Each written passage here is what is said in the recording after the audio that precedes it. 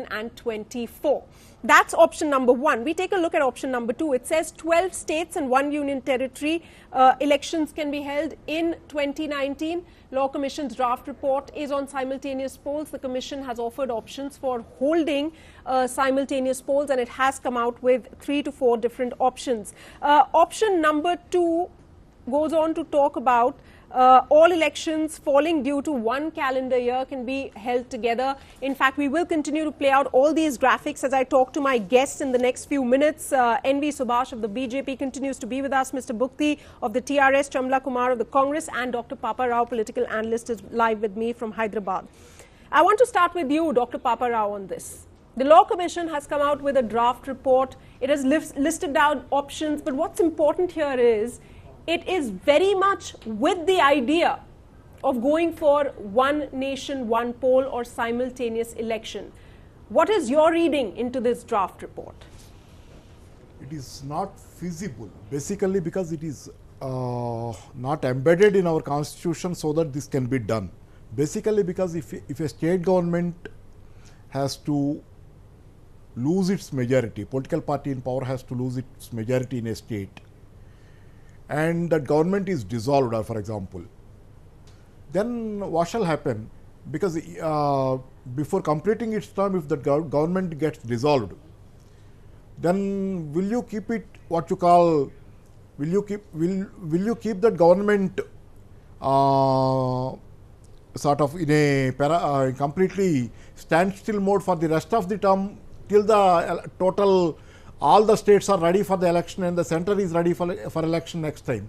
So this is not practically feasible, because this kind of what you call simultaneous election looks good, because costs will be saved, a lot of cost of money, cost on the elections will be saved. And other thing that will happen is that there won't be frequent elections.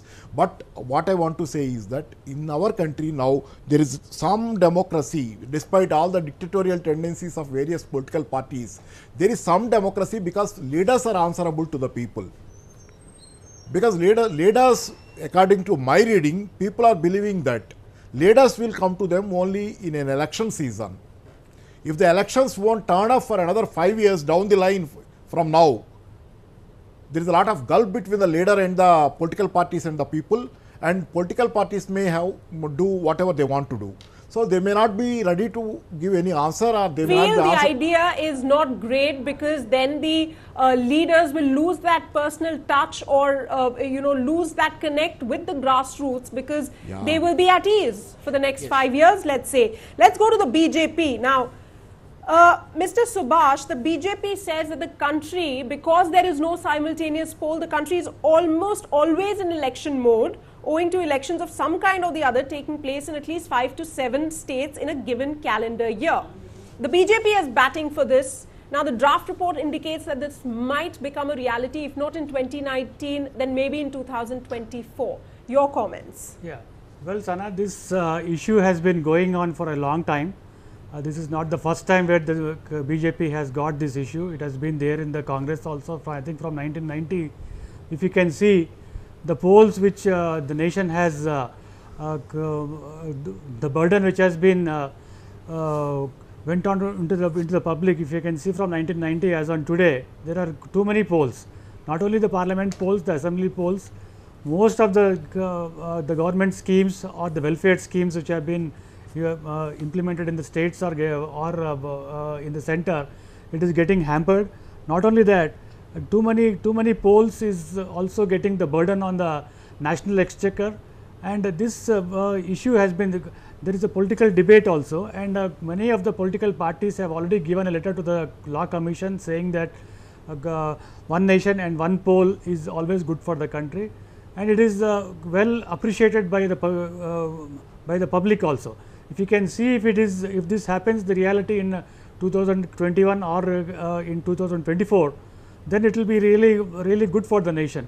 And most of the parties and most of the people, different walks of life, different societies also, many people have been appreciating this. Arguments. Let me take this to the TRS simply because of the fact that the TRS is also one party which is backing the idea of simultaneous polls, and then I'll go to the Congress. The TRS says each time 4 to 6 months are spent on conducting elections, each time to the Lok Sabha and the state assemblies. Now, The point that Dr. Paparao also raised is that if elections are held together, simultaneous in every 5 years, will the parties, will the leaders not lose touch with the electorate, with the constituency? Will they not be relaxed? Because right now they're always on their toes, constantly in election mode, because election to some state or the other is always coming up.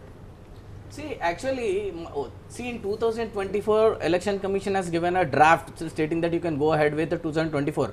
My only doubt and the question is, if it is a coalition government like Karnataka, due to something, if government got collapsed, so do we go for a governor rule or else again go for a next election? So what will be the next status? So generally it happen because regional parties is playing a vital role now. It says in case of a hung parliament or a hung assembly, Yes. midterm polls are inevitable, duration Yes. of the house only for the remainder of the term. It Yes. also takes a note at how the by-elections will happen. It says Yes. all by-elections due in one calendar year will be conducted together. And it says that no confidence motion, limiting number of such, it will put a limit on no confidence motions as well. So there are a couple of things that Yes. the Law Commission is examining, it's looking, but again I say this is just a draft report. They're saying they can look at making simultaneous polls a reality, but there's no finality to this, sir.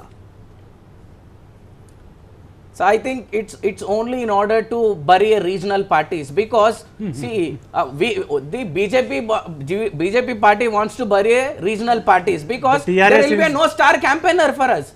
The TRS has itself has given a letter to the Law No, no, no, no. Commission. See. The TRS has given a letter. See, many regional Recently the parties, TRS has Running given out a of letter. time, Many I regional also want parties- to get in the Congress's view on this, because Congress on this panel is one party which is against this idea. Very quickly, Mr. Chamla Kiran Kumar, why does the Congress think this is not a good idea at this point, especially after the draft has come in from the Law Commission saying that it might just be?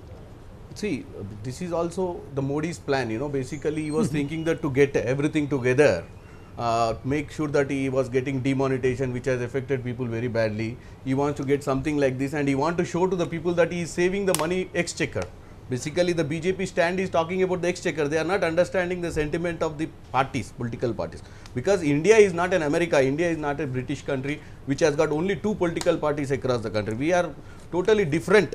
We are into different synopsis. We are into regional parties, we have national parties which come together to form the governments at the central and the state. So we can't go to elections at a time because there is, as sir rightly said, like political analyst rightly said, that it is not it is a problem because we have got different type of elections at different levels. We can't pull anyone back or forward because there is a problem in our system, in the constitution. So what I feel is, Congress continues to maintain its stance, so does the TRS and the BJP. It's clearly a split verdict, also gives us an idea of what things might look like come 2024. The picture could be significantly different when it comes to the electoral process. Of course, a constitutional amendment will be needed to bring this into effect, and more deliberations will be needed. The Law Commission has to come up with a final draft. That's all the time we have for on the show this evening. Thank you so much, Mr. N.V. Subhash, Mr. Anup Bugidi, Mr. Chamla Kiran Kumar and Dr. D. Paparao. Time to end this edition of the broadcast, but before we leave, good news for all you viewers. You can now download the India Ahead News app on the Play Store for all the Android